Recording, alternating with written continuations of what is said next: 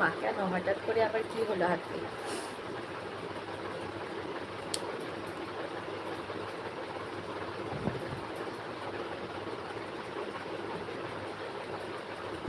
দিদি আমার খুব খারাপ লাগছে, তুমি প্লিজ বলে দিয়েছে। আরে না মানে কী বলবো, অন রাখলাম, ঠিক আছে শিলা দিদি অন থাকো, অসুবিধা নেই, লাইক টাইম, থ্যাংক ইউ।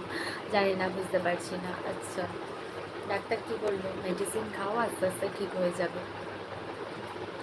যারা যারা নতুন জয়েন হচ্ছে তারা একটু কমেন্ট করো যে তোমরা কি কোথা থেকে লাইভটা দেখছো। যদি আমার চ্যানেলে নতুন হয়ে থাকো তাহলে প্লিজ আমার চ্যানেলটা একটু লাইক আর একটা সাবস্ক্রাইব করে দাও। তোমরা তোমাদের ফোন স্ক্রিনের ওপর ডবল ট্যাপ করো, লাইক হয়ে যাবে। প্লিজ একটা লাইক আর একটা সাবস্ক্রাইব করে দাও।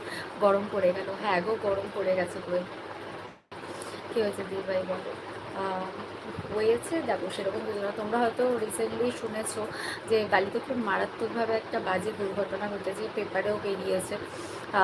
সোশ্যাল মিডিয়াতে তো চারিদিকে সোশ্যাল মিডিয়াতে এই ঘটনাটা দেখিয়েছে, প্লাস নিউজ চ্যানেলগুলোতেও দেখিয়েছে। জানি না কারা কতটা জানো, বালিতে একটা খুব মারাত্মক অ্যাক্সিডেন্ট হয়েছে। লড়কি কো তো হে ইয়ে না পারেগা। আচ্ছা, তো সেই অ্যাক্সিডেন্টটা যখন হয়েছে সেটা আমিও সোশ্যাল মিডিয়ার মাধ্যমেই দেখেছিলাম। তো সেটা দেখার পরে দেখেছি, খারাপ লেগেছে, নিউজ চ্যানেলে দেখেছি।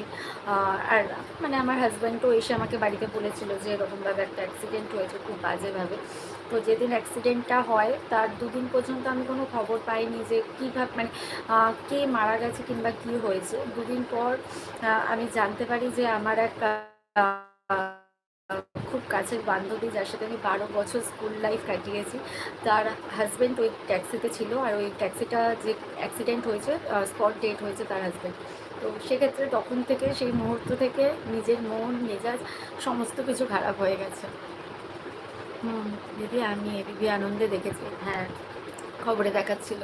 খবর নিউজ চ্যানেল মানে সমস্ত নিউজ চ্যানেল থেকে শুরু করে নিউজ পেপার, ইভেন সোশ্যাল মিডিয়ায় এটা মানে সবাই জানে বালিতে যেই পরিমাণে সেই দিন রাত্রিবেলা, ইভেন আমি অন লাইভ দেখছিলাম সেই দিন রাত্রিবেলা যখন অ্যাক্সিডেন্টটা হয়েছিল, অন লাইভ চলছিল একজনের ফেসবুকে। আমি তো তার লাইভও দেখছিলাম, কিন্তু তখনও পর্যন্ত বুঝতে পারিনি যে যিনি স্পট ডেট হয়েছেন উনি হচ্ছেন আমার ফ্রেন্ডের হাজব্যান্ড, যার কিনা এই 4 বছর হয়েছে বিয়ে হয়েছে, ইভেন তার একটা বাচ্চা আছে 1.5 বছরের।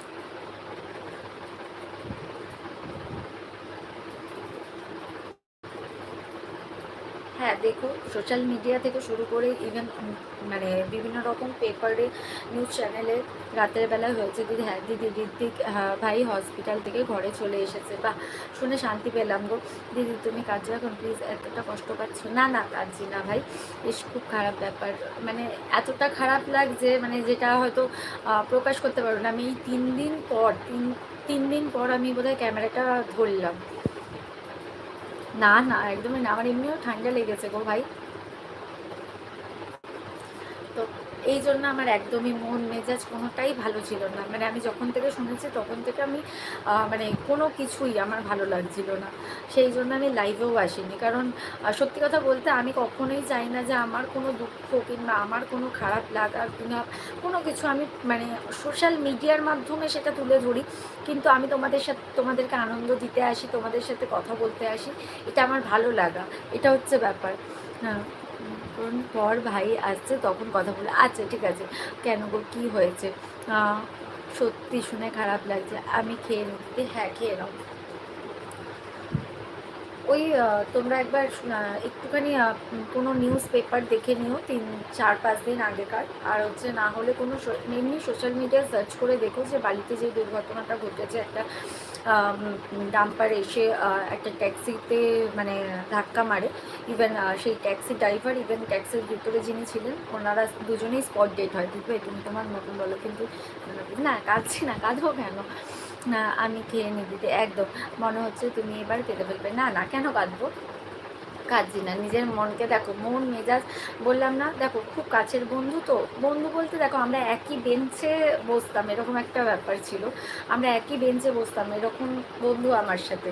তো 12 বছরের সম্পর্ক, 12 বছরের সম্পর্ক তো শুধু স্কুল লাইফে, স্কুলের পরে তো একটা সম্পর্ক থেকে যায় না।